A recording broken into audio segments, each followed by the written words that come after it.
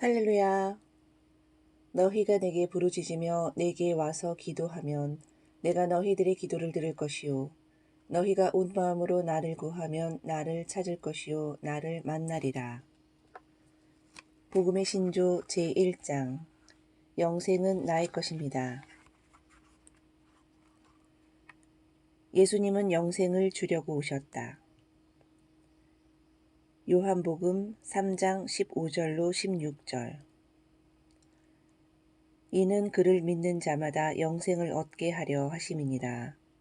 하나님이 세상을 이처럼 사랑하사 독생자를 주셨으니 이는 그를 믿는 자마다 멸망하지 않고 영생을 얻게 하려 하심이라. 그리스도인이라면 누구나 너무나 잘 아는 구절입니다. 영생을 얻지 못한 자는 궁극적으로 멸망할 수밖에 없습니다. 그래서 하나님께서는 자신의 아들 독생자를 보내셔서 그를 믿는 자마다 영생을 얻을 수 있게 하셨습니다. 이것이 예수님께서 오신 궁극적인 목적입니다.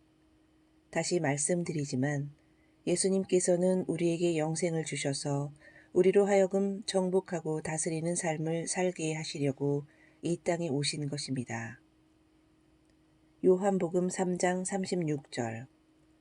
아들을 믿는 자에게는 영생이 있고 아들에게 순종하지 아니하는 자는 영생을 보지 못하고 도리어 하나님의 진노가 그 위에 머물러 있느니라. 요한복음 10장 28절. 내가 그들에게 영생을 주노니 영원히 멸망하지 아니할 것이요 또 그들을 내 손에서 빼앗을 자가 없느니라. 예수님을 믿는 자에게는 영생이 있고 또 예수님은 그의 양에게 영생을 주신다고 거듭 말씀하고 있습니다. 이 영생은 누구도 마음대로 훼손할 수 없는 생명입니다. 예수님도 이 영생을 가지고 계셨기 때문에 그분 스스로 생명을 내려놓으시기 전까지는 아무도 그분을 죽일 수 없었습니다. 실제로 복음서에서 화가 난 유대인들이 예수님을 낭떠러지에서 밀어 죽이려고 했지만 예수님께서는 그들 사이를 가로질러 나가셨던 장면을 볼 수 있습니다. 나는 양을 위하여 목숨을 버리노라. 이를 내게서 빼앗는 자가 있는 것이 아니라 내가 스스로 버리노라. 나는 버릴 권세도 있고 다시 얻을 권세도 있으니. 이스라엘 백성들이 못 박으라고 하여 본디오 빌라도가 그렇게 판결해서 또는 로마 군병들이 매달아 죽여서 어쩔 수 없는 상황 때문에 예수님께서 돌아가신 것이 아닙니다. 그분 스스로 하나님의 계획을 따라 자신을 내려놓은 것입니다. 우리의 생명도 우리가 스스로 내려놓지 않는 한 어떤 사람이나 질병이나 어둠도 그것을 상하게 하거나 빼앗을 수 없음을 믿으시기 바랍니다. 요한복음 17장 2절.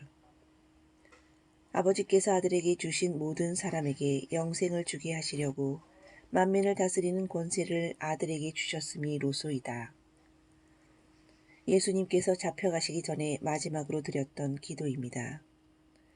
여기에서 예수님께서는 아버지께서 아들에게 권세를 주신 것은 모든 사람에게 영생을 주게 하시려고 라고 말씀하십니다. 그러나 아직도 많은 그리스도인들이 이 계시에 이르지 못하고 있는 것 같습니다. 몇 년 전에 한 선교지의 목회자 훈련소에서 현지 목사님들을 모시고 말씀을 전할 기회가 있었습니다. 그분들께 이와 같이 영생에 대한 말씀을 나누고 마지막에 예수님께서 이 땅에 오신 목적이 무엇입니까? 라고 물었더니 또다시 우리의 죄를 사하시려고 라는 대답이 돌아왔습니다.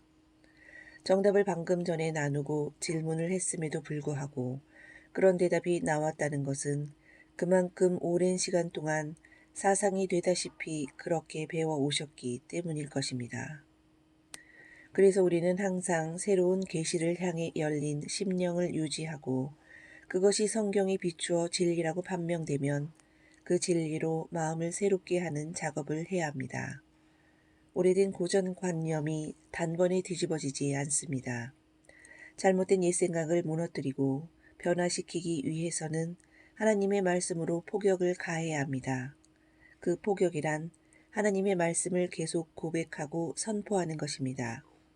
마치 전쟁 때 모든 전력을 모아 적의 핵심 기지에 집중 포격을 가하듯이 우리가 변화시켜야 할 잘못된 생각을 발견했다면 그에 합당한 하나님의 말씀을 선포함으로써 집중 포격을 하는 것입니다. 예수님께서는 우리에게 영생을 주시려고 이 땅에 오셨습니다. 그 생명은 하나님과 같은 종류의 생명이요 예수님과 같은 수준으로 살아가게 할 수 있는 생명입니다. 예수님께서 이 땅에서 행하신 많은 사역과 기적을 보고 예수님은 하나님이시니까 그렇지 또는 예수님은 하나님의 아들이시니까 그랬던 거야 라고 치부해버린다면 이는 하나님께서 우리에게 주시려던 메시지와는 일치하지 않는 생각입니다. 성경은 예수님께서 본래 하나님의 본체이시지만 하나님과 동등됨을 취하지 않고 스스로 비워 종의 형체를 가지셔서 사람들과 같이 되셨다고 말씀했습니다. 그분은 완전한 인간으로서 이 땅에 사시면서 우리가 거듭나서 하나님의 생명을 받고 성령으로 충만했을 때 어떻게 기능하며 어떤 일을 할 수 있는지를 모델로 보여주셨던 것입니다. 예수님께서 그러하셨던 것처럼 그 생명을 가진 우리도 믿음으로 선포함으로써 모든 것을 변화시킬 수 있고 자연 법칙을 뛰어넘는 초자연적인 역사를 경험하며 살아갈 수 있습니다. 앞서 말했듯이 우리가 하나님을 아버지라고 부르는 것은 너무나 실제적이고 사실적인 의미를 가집니다. 너희가 거듭난 것은 썩어질 씨로 된 것이 아니오 썩지 아니할 씨로 된 것이니 살아있고 항상 있는 하나님의 말씀으로 되었느니라. 우리는 하나님의 말씀과 성령을 통하여 다시 태어난 새로운 피조물입니다. 예전에 나는 죽었습니다. 이제 우리 안에는 참으로 그분의 생명이 가득합니다. 예수님께서 이런 생명을 가지고 오신 분임에도 불구하고 당시 사람들은 그분을 알아보지 못했습니다. 오히려 하나님을 아버지라고 부른다고 신성모독이라 정죄하였고 결국 예수님을 십자가에 못 박았습니다. 이는 구약시대 성도들이 도저히 감당할 수 없는 계시였습니다. 하나님과 친족의 관계를 맺고 그분을 아버지라고 부른다는 것은 그들에게 도저히 상상할 수 없는 일이었습니다.